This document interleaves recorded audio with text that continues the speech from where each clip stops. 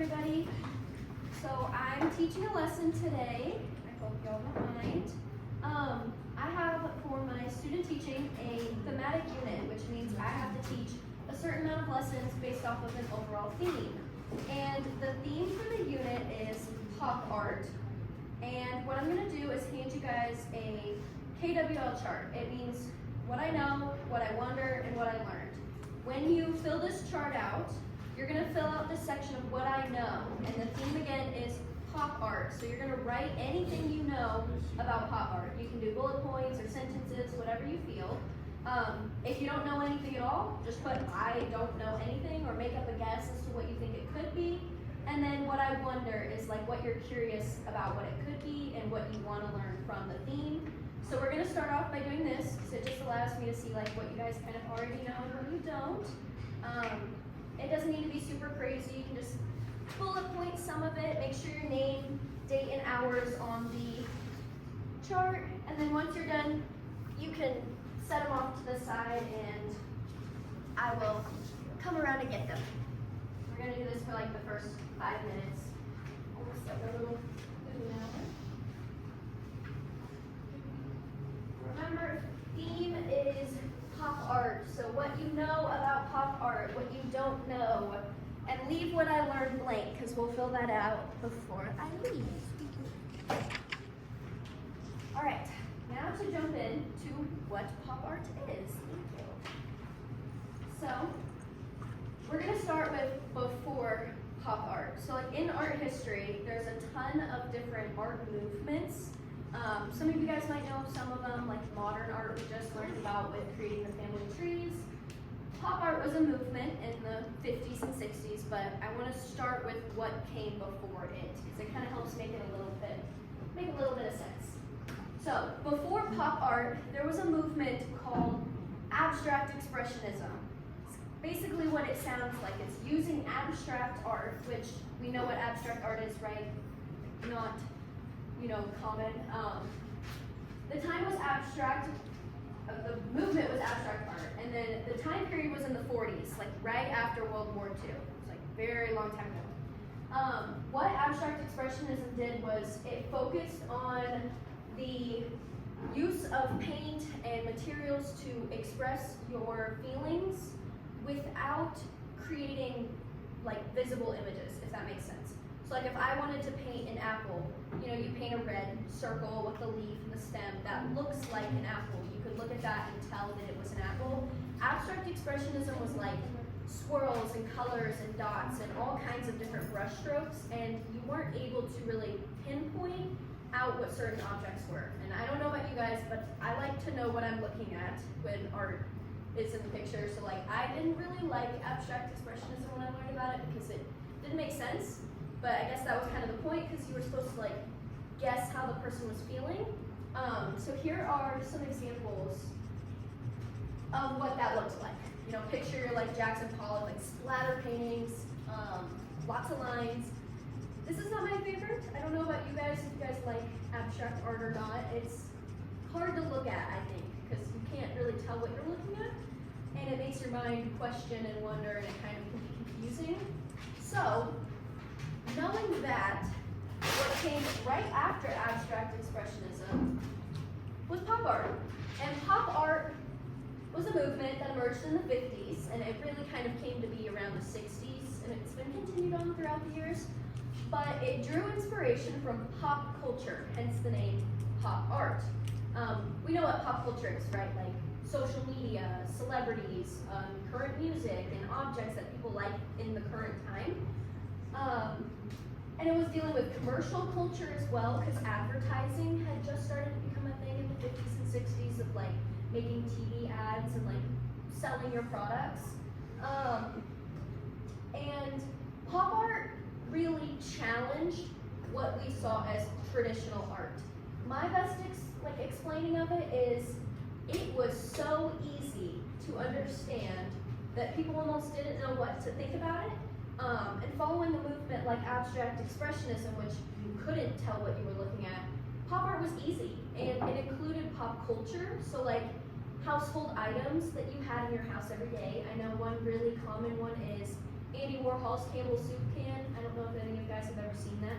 Everybody's got a Campbell soup can in their home. It was relatable because you could put yourself through the art, like, oh, I have that thing in my house. Or Andy Warhol did a painting of a banana. You know, everybody eats bananas, so it's the kind of same thing. It was fun and simple, and I think people really enjoyed it because they could not only relate to it, but they knew what they were looking at, especially after such a long time period of abstract art, which is hard to look at. So here's some things to know. Styles and techniques of pop art include bold use of vibrant colors. Picture your primaries like reds, yellows, blues. Everything had dark lining and black outlines. Mass culture references, repetitive imagery, satirical undertones, bold lines, bright colors, dotting, line work, and comic book styles. I feel like most of us have seen like a comic book or the introduction of the Marvel movies, like any kind of like graphic imagery like that. Those are all kind of different pop art techniques. As you can see, the PowerPoint I think is kind of pop arty because it's got the bright colors and the outlines. So here's some examples. I want you guys to guess if you can think of the artist who created any of these works. And if anybody has any clue, I already gave away the first one, apparently, but Andy Warhol created that first one. He's a very famous pop artist, and that picture is a painting of Marilyn Monroe, who was very famous in the 50s and the 60s. She was like a pop icon, and he created a print of her. Now, does anybody have any clue whatsoever who would have made the second image? It's not Andy Warhol, he's a totally different artist. Anybody have a clue? Nope? Okay. Well, his name is Roy Lichtenstein. He created comic art. So as you can see, like the picture on the screen on the right, there's the yellow, the blue, the red, the primary colors, lots of lines and bold lines. He created lots of comic style art, which we'll kind of get into later. And then, does anybody know who created the image on the left? He's one of my favorite artists of all time. Nope? Okay, it's Keith Haring. Keith Haring was a big pop artist he was more in the late 90s, but his whole style was pop art. And I want you to notice the dotting on the carpet, the lines above the people, the bold black lines, the bright colors. That was a very reoccurring theme in pop art. It was easy and it was fun and childlike in a way. So following abstract expressionism, pop art was fun for people to look at. And then this next one is an artist. He created this love statue and prints of it, and notice again the repeating colors, the reds, greens, blues. That one's Robert Love. He's a pop artist as well. So I'm gonna ask you guys to think for a couple seconds, why would pop art be important versus any other art movement? Think about abstract expressionism and how you couldn't really tell what you were looking at. What would be the importance of pop art? I'll give you a couple seconds to think, and I want somebody to give me an answer. Why would art like this be important in the world? Like, what difference do you think it could make? What would it do for other art movements moving forward? Does anybody have an idea? Yes? It could inspire them. Inspire, yes. Why would it inspire them? What's different about this than everything else from what we've learned? Because it's bold and has bright colors. It just catches your eye. Yeah. Anybody else want to input? Why would this be important? There's no wrong answers, I swear. Give me one more person. One more person say something. Don't have any ideas? Okay. That's fine. Okay, why it's important? Like you said, learning about pop art is important because it offers insight into an art movement that challenged traditional art. It was bold, it was fun, it wasn't like anything anybody had ever seen before. But another thing I want you guys to know is it involved pop culture.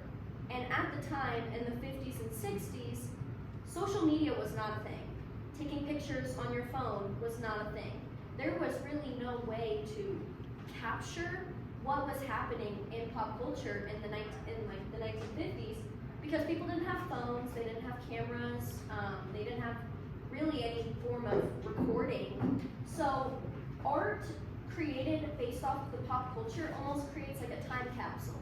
When you look at art created by pop artists, you'll notice what was popular in the time of the 50s and the 60s, because it involved everything that made the 50s and 60s what it was. So it kind of, like I said, creates like a time capsule. It lets you look back on the 50s and 60s and see what was popular in that time period. So, what we're doing next, in your Do Now books, which hopefully all of you have grabbed, you can use your phone or a computer, whatever is easier to get out. I want you to look up a famous pop artist. Pick anyone you want, and you've got to write down the name of the artist, one title of an artwork they've created, and 2 facts about them. And that's what you're going to be doing for like the next 10-ish minutes. Should be pretty easy. Remember, look up a pop art artist. I gave you a couple if you want to use those as examples, like Andy Warhol, Keith Haring, Roy Lichtenstein.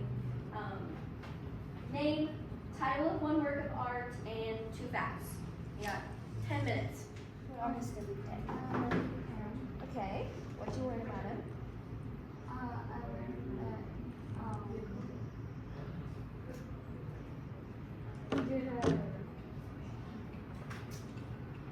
So we got Radiant Baby on Yeah, there. yeah. He's got the one that's holds the baby up. yeah. Yeah, and then what else did you write? Does acrylic on canvas. Very cool. Did you like this art? What do you think? Yeah. You like it? It's nice and fun to look at, isn't it? Alright,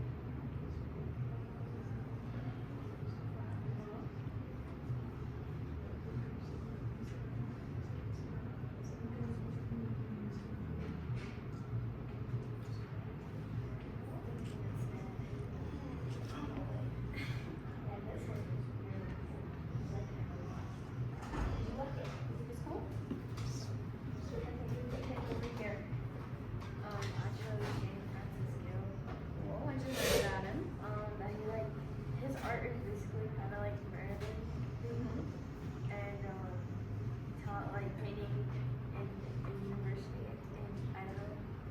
And he wanted that to be fun. James Rosenquist. School. I chose the artwork that he made. It's called House of Fire, and he was really drawn on wallpaper. Which makes stories, and he also built model airplanes.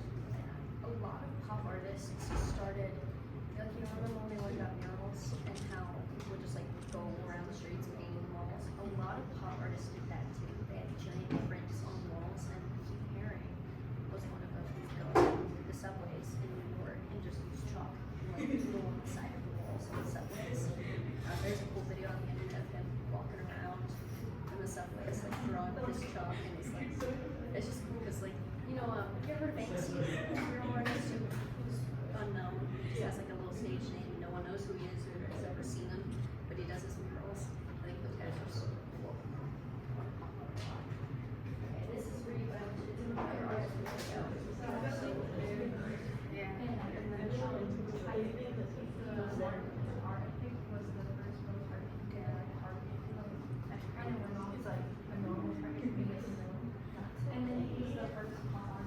He's like Sublime art. And he's probably the one that did it. Do you like his art?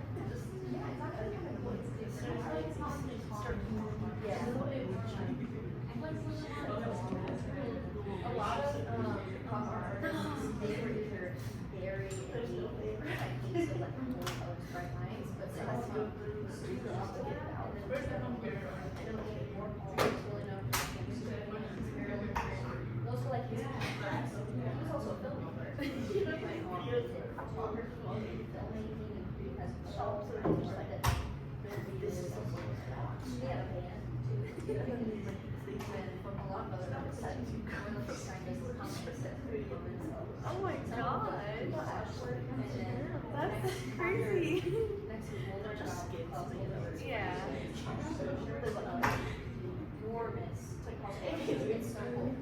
I mean, he has this one puzzle that it's supposed to be there's a Denver Art Museum, and it's a big room, and a dust can. It's like Bruce with a dust can. It's a sculpture. Yeah, it's a giant like steel sculpture. And we're gonna use my hand little puzzle for stuff. Sculptures, definitely a lot smaller than his. His are enormous, but it's so funny because it's like you'll drive down there and you're like, that's a giant room, but room is something that everybody can tell. Like the same like the art and stuff, right? A spoon. You guys are full of twisting spaghetti that you did. Yeah, it was like color made it available for everyone. It wasn't like Renaissance was neat or it was brand new, but it was like, oh, little soup cans. I have that in my pantry. That's pretty cool. Because people could relate to it and not feel like it was so right. Yeah, it was like it wasn't separated from like the haves and the has-nots. Everybody has a soup can, so it was very cool because it just involves everybody. Yeah, I like that. Yeah, right. Okay, and then the last thing I need you guys to do, I'm gonna come around with a piece of paper. And on this piece of paper, I need you to write one or two. I'm not gonna make you guys write all two. But write a concept you learned. What, like concept meaning, why do people create pop art? What is the common themes of it? And then you need to write the name of your artist and a technique that you found interesting about pop art. So try to answer those questions on this little ticket. And when you're done, come bring it to me and then you can do whatever you want the rest of class. And if you don't have your family tree done, I would recommend getting that done. But if you have it done, then you just have a little free period the rest of the day. Shouldn't take you too long. Just write the name of the artist and the concept you learned. And then you should